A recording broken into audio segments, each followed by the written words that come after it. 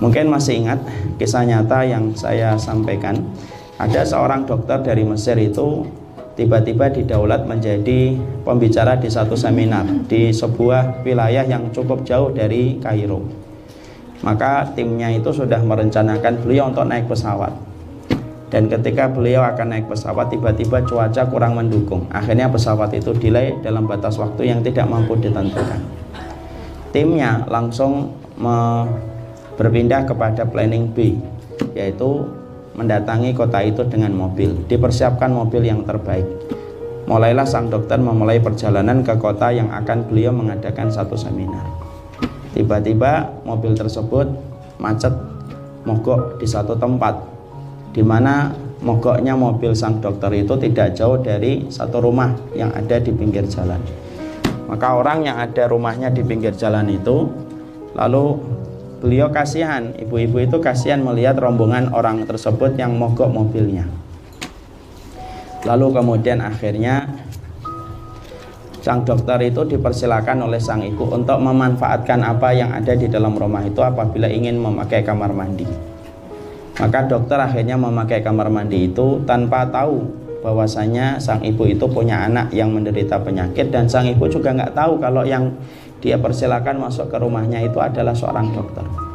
Dokter masuk, kemudian ngelewatin orang yang sedang tergeletak lemah di atas tempat tidurnya, sempat menarik perhatian sang dokter, cuma dia langsung ke kamar mandi. Habis dari kamar mandi, barulah beliau keluar dari kamar mandi. Beliau lalu penasaran dengan anak tersebut. Jadi akhirnya sang dokter itu kemudian bertanya kepada anak yang tergeletak lemah. Lalu kemudian beliau bertanya, ini sakit apa? Lalu sang ibu menjawab, ini sakit ini didiagnosa oleh dokter di sekitar kami. Lalu karena sang dokter itu tahu bagaimana kondisi sang anak tersebut, maka sang dokter berkata, ini harusnya dibawa ke Kairo supaya ditangani dengan penanganan secara maksimal. Lalu kemudian sang ibu berkata, sebenarnya saya sudah berusaha membawa ke Kairo. Ada salah satu dokter yang dirujuk oleh dokter-dokter di kota kami, tapi 2 kali saya datang ke Kairo, tetapi saya tidak berhasil menemui beliau. Sang dokter itu kemudian penasaran, siapa nama dokter yang ibu tuju dan menjadi referensi dokter ke sini ketika ibu datang ke Kairo. Disebutkanlah nama sang dokter itu, dan ternyata itulah sang dokter yang sebenarnya dicari ibu itu 2 kali. Kaget sang dokter itu, sampai akhirnya sang dokter itu kemudian melanjutkan safarnya untuk mengisi seminar. Beliau mengutus satu tim khusus untuk mengambil anak tersebut. Dibawalah kemudian anak itu ke Kairo, ditangani sama beliau, dioperasi, dan dengan izin Allah membaik. Sang dokter itu setelah operasi, beliau itu berpikir keras, ini amalan ibu ini apa ya, sampai bisa menjadikan pesawat saya itu gagal untuk take off dan kemudian delay dengan batas waktu yang tidak mampu ditentukan, dan bisa menjadikan mobil saya mogok tepat di depan rumahnya, padahal tidak ada yang bisa melakukan itu semuanya kecuali pasti karena Allah yang mengaturnya. Lalu sang dokter mendatangi ibu itu, dan ketika bertanya kepada ibu itu, apa sih yang ibu lakukan sampai mendapatkan kekuatan pertolongan yang sangat besar dari Allah semacam itu? Maka sang ibu itu mengatakan, saya tidak punya amalan apa-apa sang dokter, kecuali satu amalan yang sering saya lakukan. Amalan yang sering saya lakukan adalah saya tidak pernah lepas istighfar setiap hari dan setiap waktu. Maka sang dokter itu langsung mendapatkan kisah itu dan diceritakan oleh beliau dalam banyak kesempatan. Disinilah kita pahami, Bu, bahwasanya masalah itu apabila diiringi dengan istighfar, tidaklah setiap masalah yang diiringi dengan istighfar kecuali yang besar menjadi kecil, kecuali yang berat menjadi ringan. Makanya saya pernah juga mendapati sebuah kisah dari salah satu jamaah saya yang memberikan testimoni sendiri bagaimana kekuatan istighfar itu beliau rasakan. Jadi saya ketika pas habis ngisi di salah satu televisi tentang masalah istighfar, ada jamaah saya habis syuting itu dia ngomong, dia juga mengatakan, saya pengen nambah testimoni buat Ustadz supaya apa yang saya rasakan bisa dirasakan oleh orang yang beriman lainnya. Beliau berkata, maka saya ini pernah mendapati masalah berat di dalam rumah tangga. Yang saya lakukan saat itu, saya pergi ke masjid, saya ambil wudhu, saya sholat mutlak 2 rakaat. Lalu saya itu memperbanyak istighfar terus. Lalu ketika saya pulang dari masjid itu ternyata masalah itu berkurang. Setidaknya istri saya dan saya menjadi lapang hatinya dan lega hatinya, sampai akhirnya kita bisa menyelesaikan masalah bareng-bareng setelah kita mendapatkan bertubi-tubi problem yang datang pada kehidupan keluarga kita. Jadi disitulah kita akhirnya mengetahui orang kalau tidak punya iman sama Allah mungkin tidak akan menangkap korelasi antara masalah dengan istighfar. Makanya ibu kalau ngikutin training motivator, kalau motivatornya tidak beriman sama Allah dan Rasulnya, maka motivator itu tidak akan pernah mengkaitkan ucapan istighfar dengan problem yang kita hadapi dan kita dapatkan. Tapi kalau orang itu beriman kepada Allah dan Rasulnya, sebenarnya kisahnya Nabi Yunus itu sudah cukup. Gimana kita bayangkan Nabi Yunus di dalam perutnya ikan paus sampai diselamatkan oleh Allah, sampai dimuntahkan kembali oleh ikan paus, itu disebabkan ucapan istighfar yang diucapkan oleh Nabi Yunus, dan itulah yang kita ucapkan, la ilaha illa anta subhanaka inni kuntu minadh dhalimin. Itu istighfarnya Nabi Yunus. Makanya setiap masalah maka ambil air wudhu, kemudian sholatlah sholat sunat mutlak kalau memang tidak ada waktu-waktu sholat khususnya. Misalkan ibu jam 2 sholat apa Ustaz? Duha selesai, sudah sholat sunnah mutlak 2 rakaat. Lalu kemudian ibu memperbanyak istighfar. Orang yang memperbanyak istighfar maka masalah sebesar apapun akan dibuat ringan oleh Allah, karena istighfar itu adalah kunci untuk melapangkan hati kita dan melapangkan jiwa kita. Makanya orang yang beristighfar itu selalu disertai oleh Allah dengan banyak kebaikan, dan kita harus yakin dengan itu.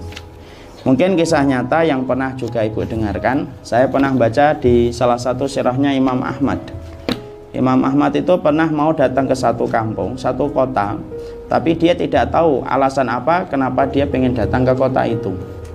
Sampailah beliau ke kota itu, dan ketika sampai di kota itu Imam Ahmad bingung apa yang harus dilakukan di kota itu.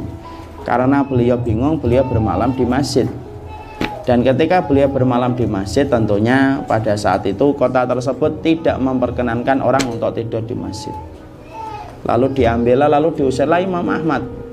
Kok setingkat Imam Ahmad bisa diusir? Beliau kan ulama besar. Orang pada saat itu tidak tahu kalau beliau itu adalah seorang imam besar, Imam Ahmad bin Hanbal rahimahullahu ta'ala. Pada saat itu belum ada Facebook, dan saat itu belum ada Instagram. Jadi nggak kelihatan kalau itu adalah Imam Ahmad.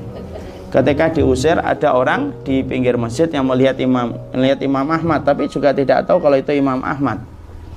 Dideketin orang itu dan berkata, kamu musafir? Iya, saya musafir. Sudah, kalau memang kamu tidak diizinkan tidur di masjid, tidur saja di rumah saya.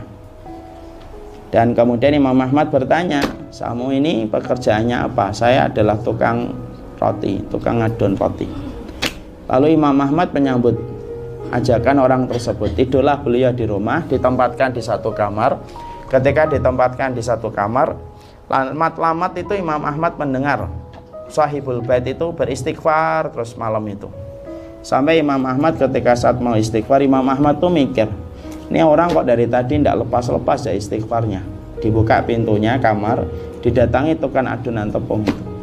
Lalu dilihatnya bahwasanya tukang itu sedang adon tepung untuk membuat roti sembari beristighfar. Imam Ahmad bertanya, emang kalau kamu buat roti kayak gini? Iya, misalnya. Kalau ada tukang roti kayak gitu, ayo bu kita borong bu, insyaallah. Amin, kamu selalu membuat roti kayak gini? Iya. Apa yang Allah kasih kepada kamu setelah kamu itu melazimi istighfar dari waktu lama, dari waktu muda kamu melazimi yang semacam ini? Maka tukang roti itu berkata, semua permintaanku dikabulkan oleh Allah, kecuali satu yang belum dikabulkan oleh Allah. Apa itu? Saya ingin supaya Imam Ahmad itu bermalam di rumahku. Dan barulah Imam Ahmad kaget ketika beliau mengatakan, sayalah Imam Ahmad. Dan barulah saya tahu kenapa saya disuruh datang ke sini, karena ternyata Allah ingin mengabulkan doanya seorang tukang roti yang selalu beristighfar setiap waktunya. Istighfar itu ibu, dia kayak deterjen, beda dengan tasbih. Ustadz, mana yang lebih baik bagi saya, tasbih atau istighfar Ustadz? Tasbih itu kayak pewangi ibu, tapi kalau istighfar itu kayak deterjen. Malaikat itu identik dengan tasbih, tidak identik dengan istighfar. Manusia itu identik dengan istighfar, walaupun boleh sesekali bertasbih. Kenapa malaikat itu bertasbih, Ustaz? Karena malaikat tidak punya dosa. Tasbihnya malaikat itu menjadi pewangi untuk mereka. Itulah tasbihnya para malaikat. Kenapa manusia itu selalu beristighfar? Karena sesungguhnya manusia itu beristighfar, karena sesungguhnya manusia itu banyak sekali melakukan dosa dan kemaksiatan. Makanya manusia itu lekat dengan istighfarnya dia. Dan Allah mencintai manusia yang selalu beristighfar setiap waktu dan setiap saat. Maka disitulah kita paham bahwasanya istighfar itu adalah dominan bagi orang yang beriman kepada Allah dan Rasulnya. Jadi orang yang sedang mendapatkan masalah, tidak ada ucapan yang dia lakukan kecuali adalah memperbanyak istighfar. Nabi Adam contohnya. Nabi Adam itu memiliki masalah ketika beliau diturunkan dari surga. Tapi ucapannya Nabi Adam ketika beliau mendapatkan masalah dikeluarkan dari surga. Apa ucapan Nabi Adam di dalam zikirnya? Nabi Adam itu mengucapkan Rabbana dzalamna anfusana wa illam taghfir lana wa tarhamna lanakunanna minal khasirin. Itu istighfarnya Nabi Adam. Dan istighfar itu ucapannya itu banyak, Ibu. Istighfar itu bukan hanya satu, tapi istighfar itu bermacam-macam redaksi yang bisa kita lakukan ketika kita beristighfar. Ada astagfirullah, ada astagfirullahaladzim, ada Rabbi fir warham innaka antal a'azul akram, ada Rabbana dzalamna anfusana. Itu merupakan bagian dari istighfarnya seorang manusia kepada Allah.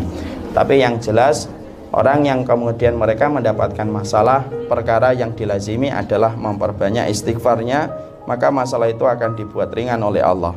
Karena itulah janji yang Allah sampaikan kepada orang yang beriman. Makanya Rasulullah SAW menyampaikan dalam hadis, man aksara minal istighfar ja'alallahu min kulli hamin mahfarhan wa min kulli dhikin makhrajan. Makanya Rasulullah sampai mengatakan, memberikan garansi, walaupun hadis ini sebagian ulama mengatakan dhaif, tetapi tidak bertentangan dengan hadis yang lebih kuat. Artinya masih bisa dijadikan hujjah. Rasulullah mengatakan, barang siapa yang memperbanyak istighfarnya, maka Allah akan menjadikan setiap kesedihan itu menjadi kegembiraan, dan menjadikan setiap kesempitan itu menjadi kelapangan, dan menjadikan dia itu mendapatkan rezeki yang tidak pernah dia sangka-sangka. Itulah orang yang memperbanyak istighfarnya kepada Allah Subhanahu wa ta'ala.